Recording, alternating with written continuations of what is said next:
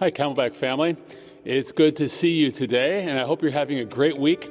I've just been thinking about Galatians 4 and what we were talking about on Sunday, that God is the Lord of time and of history.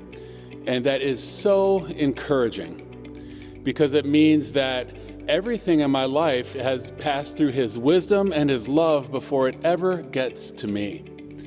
He's the Lord of time and history when it comes to events in the world and in my life. So even the worst things that happen in the history of the world are part of His good plan ultimately to bring all things under Christ.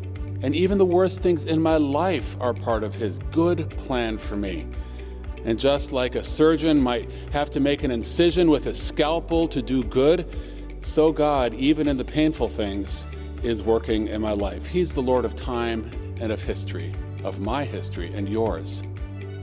It also means that all the good things in our lives are from Him. The good things that are in our world. Think about the developments and the technology that we enjoy today, whether it's antibiotics like penicillin, or whether it's advanced imaging that allow us to find diseases, or whether it's safe air travel that allows us to see friends and families during the holiday that we could not see otherwise. Or whether it's a steady food supply so that our generation is one of the few in world history that hasn't had to worry about famine. These are from God too. He's the Lord of time and history, not only for the world, but also for my life. All the blessings that He's given me, the good and pleasant and happy things that He's given you are part of His good plan. Psalm 139 again, all the days ordained for me were written in your book before one of them came to be. That's encouraging. I hope you're memorizing Galatians chapter 4, verses 4 and 5. Just some little tips for that. Well, we're going to be working on it together as a church, and so you'll get to do that on Sunday morning. One thing you can do is read it and read it once through, and then try to start going through with your eyes closed and see how far you can get before you have to open your eyes, and then double check to make sure you got things right. One of the things I do is I'll write down a verse on a Post-it note and then just fold it over so the sticky part holds, and then I'll just stick this in my pocket so that whenever I reach into my pocket, that's right there. And when I change my pants for the next day, I change this out with it, and I just have this to be able to pick up and read and look at and just remind myself of this verse. So I'm carrying it around kind of like, it's part of the things that are in my pocket, and I can pull it out and think about it when I have a spare moment and read it. Work on it with your family.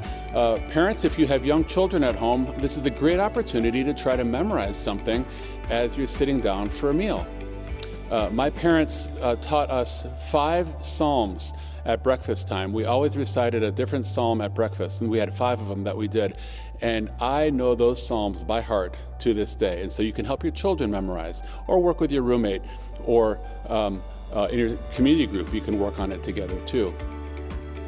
Well, I'm really looking forward to being able to say Galatians 4, 4, and 5 together as a church family, completely from memory on Christmas Eve. That will be fun. As you can see behind me, the sanctuary is set up for a concert. So I want to remind you to pray for the many people that will be coming through our doors in this month. We have concerts from a variety of different groups, and they are able to, in our building, be exposed a little bit to our church, and it can be a great first step for those who don't have any sort of spiritual background to take a first step of interest toward Jesus. And so pray that as people come into our building this Advent season, that this will be the beginning of a journey toward Christ. Well, God bless you, and I look forward to seeing you on Sunday.